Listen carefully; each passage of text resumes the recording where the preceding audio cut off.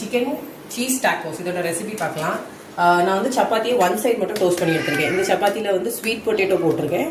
So sweet potato போட்டு one side மட்டும் toast பண்ணிட்டு எடுத்திருக்கேன். இது வந்து சிக்கன் ஸ்டஃபிங்கு. சிக்கனை வந்து அரைச்சிட்டு வெஜிடபிள்ஸ் எல்லாம் போட்டு சார்ட் பண்ணியிருக்கேன். வெஜிடபிள்ஸ் வந்து கேரட், கேப்சிகம், ஆனியன், கொஞ்சம் கேபேஜ், கொஞ்சம் இஞ்சி பூண்டு மட்டும் போட்டு சால்ட், பெப்பர், லெமன் ஜூஸ் மட்டும் போட்டு சால்ட் பண்ணி டாஸ் பண்ணிருக்கேன். அப்புறம் இது வந்து சாஸ். இது வந்து மின்ட் மயோ, ஒண்ணுமே இல்லை, வெறும் புதினா, கொத்தமல்லி, பூண்டு, சால்ட்டு, பெப்பரு.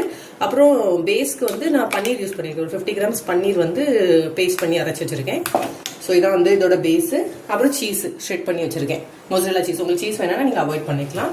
ஸோ ஃபர்ஸ்ட் நம்ம வந்து ஒன் சைடு அந்த சப்பாத்தியில் வந்து இந்த மின்ட் மயோ வந்து லைட்டாக அப்ளை பண்ணிக்கலாம். உங்களுக்கு எவ்வளோ வேணுமோ அந்த அளவுக்கு அப்ளை பண்ணிக்கோங்க.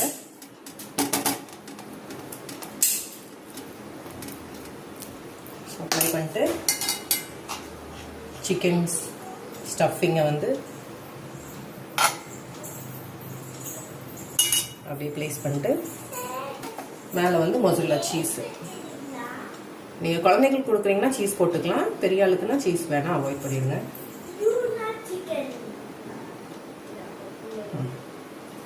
அப்படியே வந்து டோஸ்ட் பண்ணிட்டு அப்படியே வந்து தோசைக்கல்ல நம்ம டோஸ்ட் பண்ணிக்கலாம். ஸோ ஒன் சைடு வந்திருக்கனால மொத்தமாக சேர்ந்து லைட்டாக டோஸ்ட் ஆயிடும்.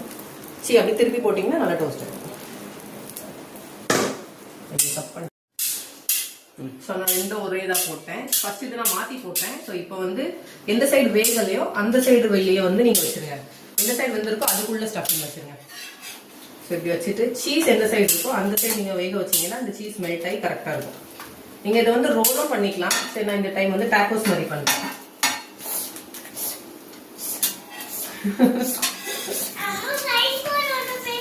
எந்த பக்கம் வேகலையோ அந்த பக்கம் மட்டும் நீங்க போட்டு வேக வச்சிட்டீங்கன்னா ஸோ அந்த சைட் சப்பாத்தியும் வெந்துடும், உள்ள சீஸும் மெல்ட் ஆயிடும்.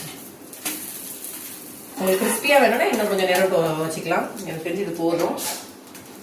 அப்படியே நீங்க கட் பண்ணி சர்வ் பண்ணிக்கலாம். கிட்ட வை, நான் உனக்கு சீஸோட புல் காமிக்கிறேன்.